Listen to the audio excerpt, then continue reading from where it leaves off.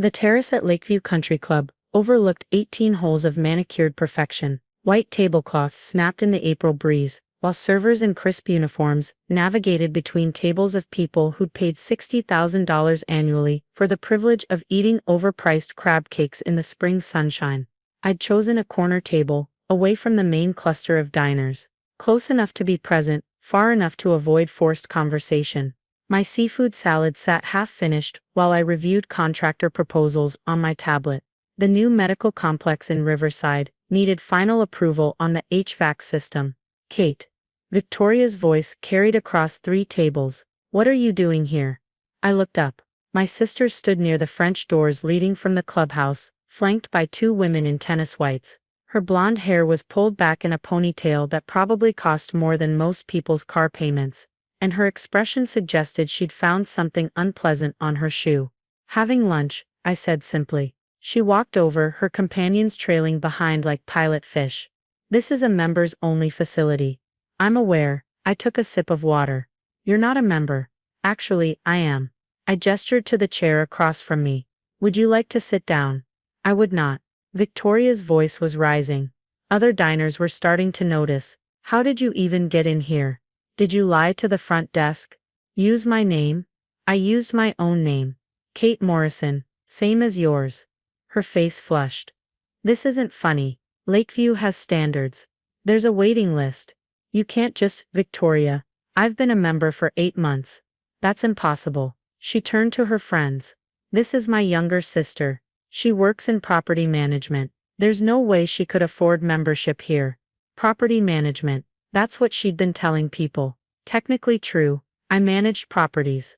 43 commercial properties across 6 states to be precise. But Victoria had a way of making truth sound like diminishment. I assure you, I can afford it, I said. A server approached, clearly uncomfortable. Is everything all right, Miss Morrison? Which Miss Morrison are you addressing? Victoria snapped. Both of you. The young man looked like he wanted to sink through the terrace floor. Everything's fine, James, I said, reading his name tag. But I think my sister is confused about the membership roster. You forged documents, Victoria announced, loud enough that the table nearest us stopped eating entirely. Or you're using someone else's membership. That's fraud. That's James. Get Mr. Berkshire. Now. James hesitated. Ma'am. I really don't think. Security remove my sister from the premises. Victoria announced. The terrace went silent. Forks paused midair. Conversations died. Entire tables watched as 2 security guards approached my chair in silence, their footsteps heavy on the flagstones. I stood up gracefully, placing my membership card down on the white tablecloth. The platinum card caught the sunlight, physical proof that I'd paid my initiation fee, my annual dues, and my share of the recent capital assessment for the new pool house. Miss Morrison. The older guard looked genuinely pained. I'm going to have to ask you to. It's fine, Gerald. I smiled at him.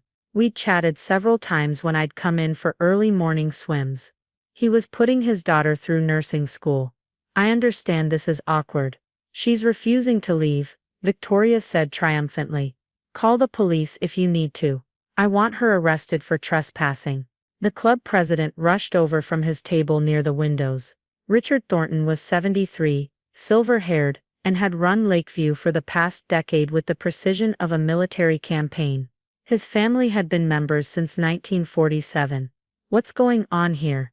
His voice cut through the murmuring crowd. Richard, thank God. Victoria touched his arm familiarly. She'd served on the social committee for 5 years. This woman is impersonating a member. She's my sister. And she's Miss Morrison. Richard said, looking directly at me. Why is someone attempting to eject our primary investor? Victoria's mouth snapped shut. There's been a misunderstanding, I said quietly. My sister wasn't aware of my membership status. Your membership? Richard's eyebrows rose. Miss Morrison, you're not just a member. You're the reason we still have a club at all. The terrace had gone from silent to absolutely frozen. Even the breeze seemed to hold its breath. Richard, what are you talking about? Victoria's voice had lost its commanding edge. He looked at her with the kind of patience reserved for explaining something to a child. Your sister provided the emergency capital infusion that saved Lakeview from foreclosure 18 months ago. She's currently our largest single investor, holding approximately 37% of the club's restructured debt. I watched the color drain from Victoria's face. That's impossible, she whispered. Kate works in property management. Miss Morrison owns Morrison Property Group, Richard said. She manages commercial real estate across 6 states.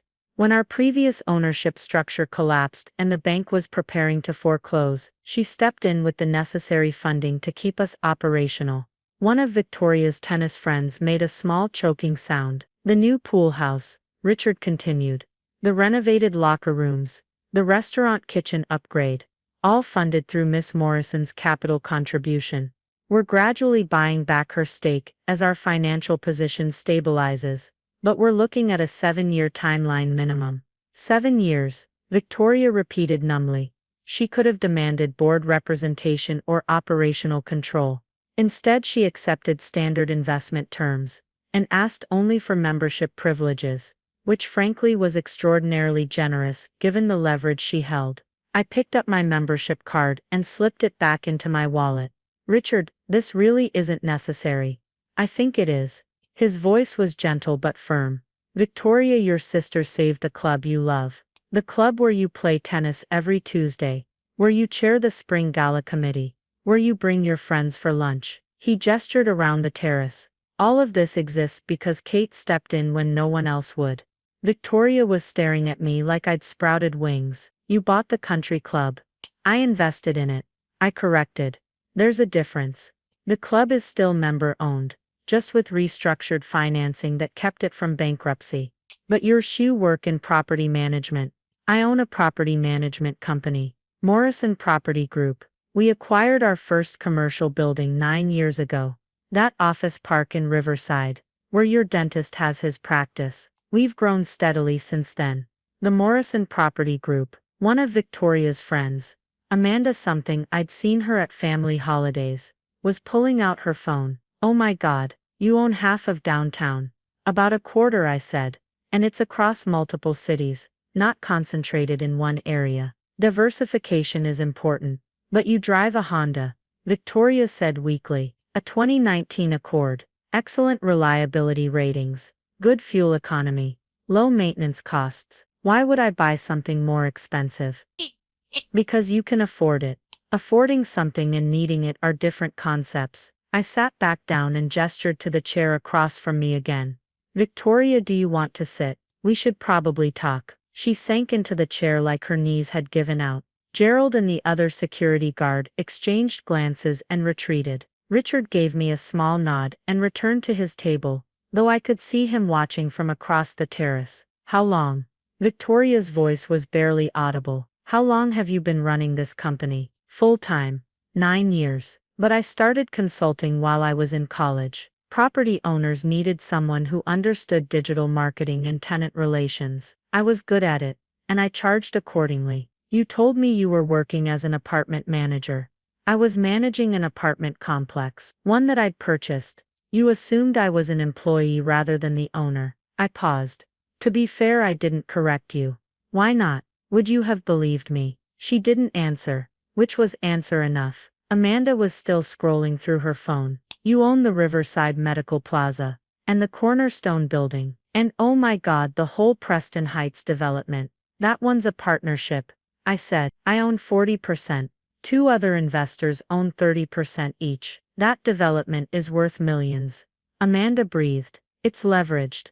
I said, commercial real estate is mostly about managing debt intelligently. But yes, on paper my portfolio is worth quite a bit. Victoria was gripping the edge of the table. And you just never mentioned this. Not at Thanksgiving. Not at Mom's birthday. Not ever. I mentioned it multiple times. You heard property management and stopped listening. You heard Honda Accord and made assumptions. You saw my apartment, that terrible place downtown, that rent-controlled 1-bedroom 3 blocks from my office that lets me walk to work and save on transportation costs while building my investment capital. Yes, that terrible place. I met her eyes. Victoria, you decided who I was when I was 22 and fresh out of college. You've never updated that assessment. Because you never told me to.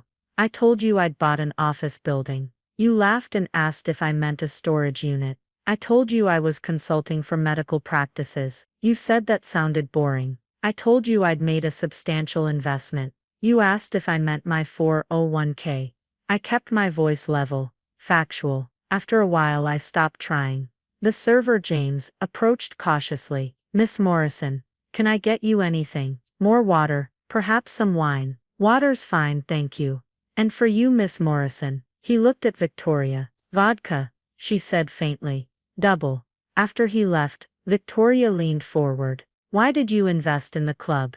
If you knew I was a member. If you knew She stopped. Oh God. You heard me, didn't you? Last Christmas, when I told Aunt Sarah you were working some dead-end job managing apartments. I heard. And you'd already bought half the club by then. Technically the investment closed in October. But I was already in negotiations when you said it. Yes. So this was revenge. Her voice rose again. You bought the country club to humiliate me. I invested in the country club because it was a sound financial opportunity. The property alone is worth substantially more than the purchase price. The membership base is stable, and the location is prime for long-term appreciation. I paused. The fact that you were a member was actually a complication, not a motivation. A complication. I had to structure the investment carefully to avoid any appearance of conflict of interest. I specifically requested that my involvement be kept confidential from general membership to avoid exactly this kind of situation.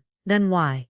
Board members know. Senior staff know. They have to, for fiduciary reasons. But I asked Richard to keep it quiet because I didn't want to make waves. I looked at her steadily. I wasn't trying to embarrass you, Victoria. I was trying to avoid being in the same room, while you continued to tell people I was a failure. She flinched. Around us the lunch crowd was pretending not to listen while absolutely listening. Phones were definitely out at several tables. This would be all over the club's gossip network within an hour. I'm sorry, Victoria said finally. I'm sorry for assuming, for dismissing you, She gestured helplessly at the scene we just created.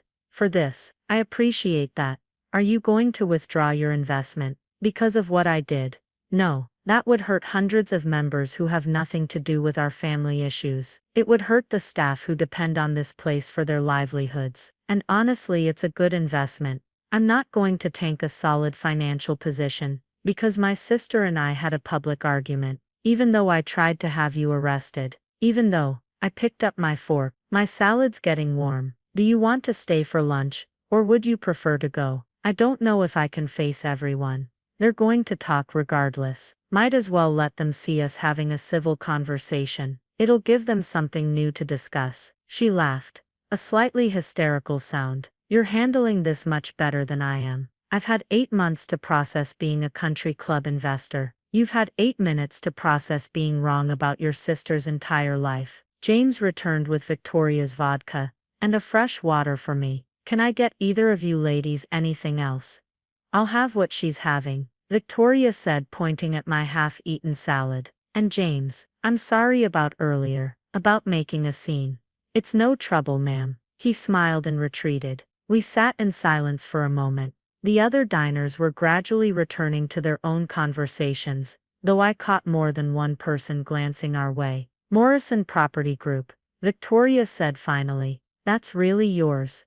Really mine. Started with one building. Grew from there. It's not glamorous work, mostly dealing with contractors, lease negotiations, building codes, tenant complaints, but it's stable, and it scales well. And you really drive a Honda, because of fuel economy, and because the maintenance costs are predictable. Commercial real estate has enough variables. I like my personal expenses to be simple. You're just like Dad, she said softly. He always said the best way to stay wealthy was to live like you weren't. Our father had died 5 years ago. He'd run a successful accounting firm, lived in a modest house, and left us both comfortable inheritances that Victoria had spent on her divorce settlement, and I'd rolled into my business. I miss him, I said. Me too. She took a sip of her vodka. He'd be proud of you, you know, of what you've built. Maybe. Definitely. He always said you had a head for numbers. She paused. I should have listened to him instead of making assumptions. My salad arrived. We ate in companionable silence for a while, letting the tension bleed out of the afternoon. So Victoria said eventually, "Are you going to tell Mom about this? About my business?" "She knows. Has for years." "She knows. We have lunch every other Wednesday. Who do you think recommended me to the board when they were looking for investors?" Victoria's eyes widened. "Mom set this up. She mentioned the club was in trouble. I looked at the financials and made an offer. She didn't set it up so much as create an introduction. And she never told me. You never asked." I set down my fork. "Victoria, Mom and I talk about my work all the time. You just never join those conversations, because you've already decided what I do isn't interesting." She absorbed this. "I've been a terrible sister.